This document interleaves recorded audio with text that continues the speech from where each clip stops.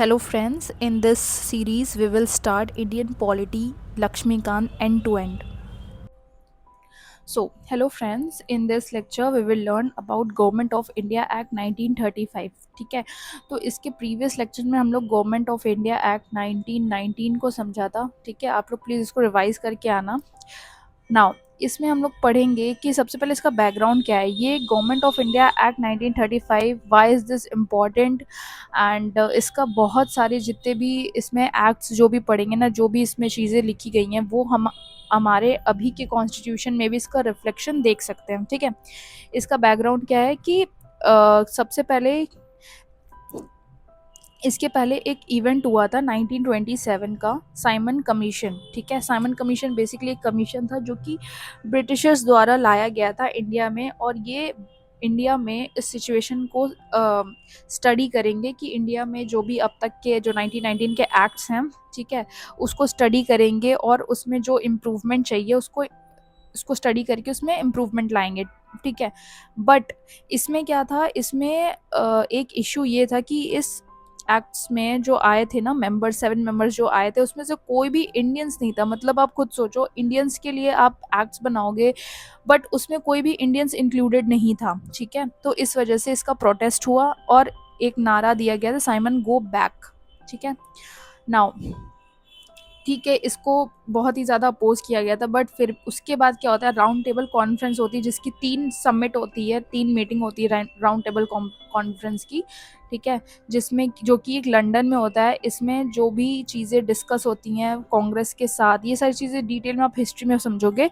अभी मैं आपको बस ऊपर से बता देती हूँ कि हाँ, round table conference 3 round table conference हुई थी. ठीक है, जिसमें कि सिर्फ सेकंड वाले में कांग्रेस गई थी. ठीक है, और तीनों में नहीं गई थी, फर्स्ट में नहीं गई थी, सेकंड में गई थी, थर्ड में भी नहीं गई थी. ठीक है, क्योंकि उसको बाइकआउट कर दिया गया था. वहाँ पे सेपरेट इलेक्टोरेट की बात कर दी गई थी बी आर अम्बेडकर के द्वारा. ठीक है, दलित्स को भी आप सेपरेट इलेक्टोरेट दीजिए, तो वो एक तरीके से क्लैश हो गया था.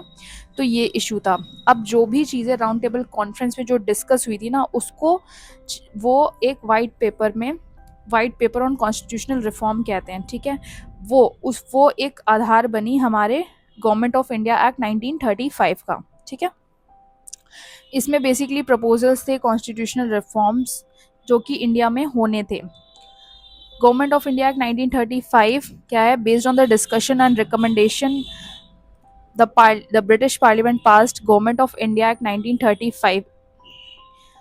ये क्या था, ये सबसे लार्जेस्ट और सबसे लेंथीएस्ट एक्ट था जो कि ब्रिटिश पार्लियामेंट के द्वारा पास किया गया था. ठीक है, नाउ इसके कुछ इंपॉर्टेंट फीचर्स क्या हैं. सबसे पहली बात कि जो हम लोग चीज़ें पढ़ रहे थे ना गांधी जी के बारे में, कि उन्होंने क्या डिमांड की थी. उनकी ये डिमांड थी कि आप पहले, अगर आपको सबसे पहले फेडरेशन बनना है और सबसे पहले डोमिनियन बनना है, डोमिनियन के बाद आप वो बनोगे, क्या कहते हैं, आपको एक सोवरेन कंट्री बनोगे. ठीक है, तो सबसे पहले हम लोग को डोमिनियन भी पाने के लिए हम लोग को सबसे पहले फेडरेशन बनाना पड़ेगा. फेडरेशन के लिए हम लोग को 3 चीज़ें चाहिए.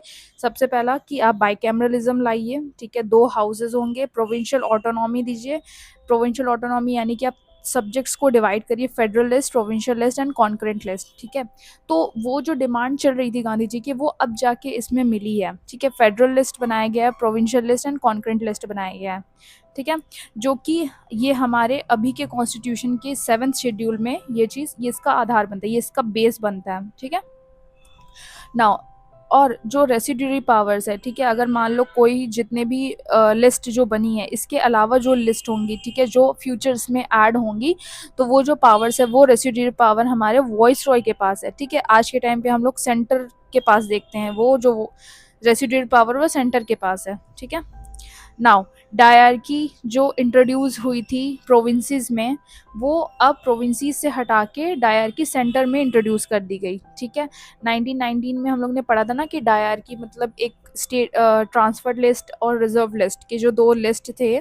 ठीक है, प्रोविंसेस में के जो लिस्ट थे, सबसे पहले तो सेंटर लिस्ट और प्रोविंशियल लिस्ट अलग थे, और प्रोविंसेस में भी reserve list and transferred list. ठीक है, तो वो जो डिफरेंस थे ना, वो अब प्रोविंसेस से हटा के अब इसको सेंटर पे इन्वॉल्व कर दिया गया, सेंटर में लगा दिया गया. ठीक है, इसमें क्या कर दिया गया, प्रोविंशियल ऑटोनॉमी दे दी गई, provinces were given more autonomy, provincial government could function with less interference from the British government, ठीक है, प्रोविंशियल ऑटोनॉमी दे दी गई फाइनली। इसमें इसमें एक और प्रपोजल रखा गया ऑल इंडिया फेडरेशन का, बट ये कभी बन ही नहीं पाया क्योंकि हमको सपोर्ट नहीं था प्रिंसली स्टेट्स का, प्रिंसली स्टेट्स इसके लिए कभी राजी नहीं हुए, but federation never came to existence, princely state rajas refuse to join.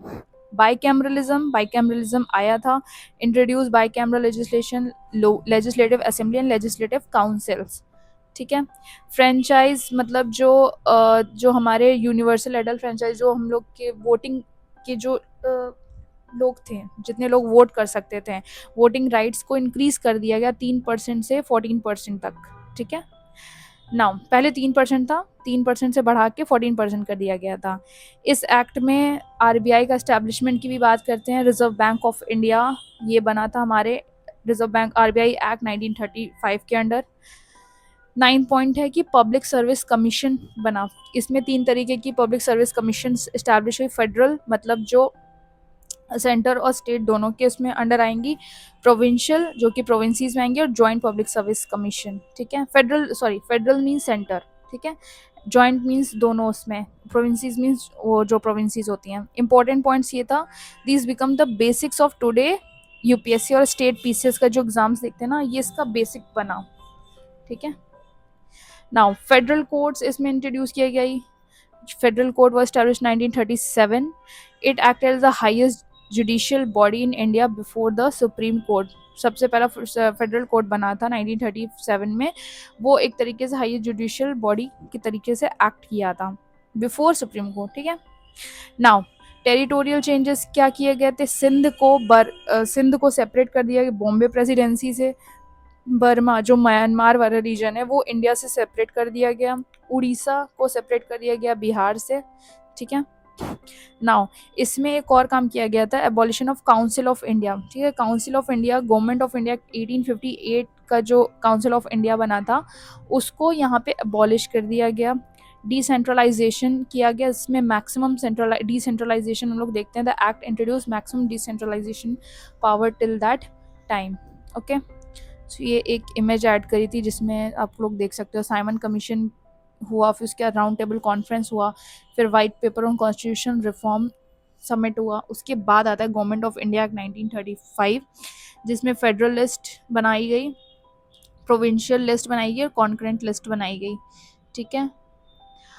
सो या that's all for today, we will meet you in the next lecture. ये इमेज आप देखना, इसमें सारी चीज़ें आपको बहुत ही आसान उसमें समझ में आ जाएगी, ठीक है, बहुत ही सिंपल लैंग्वेज में समझ सकते हो।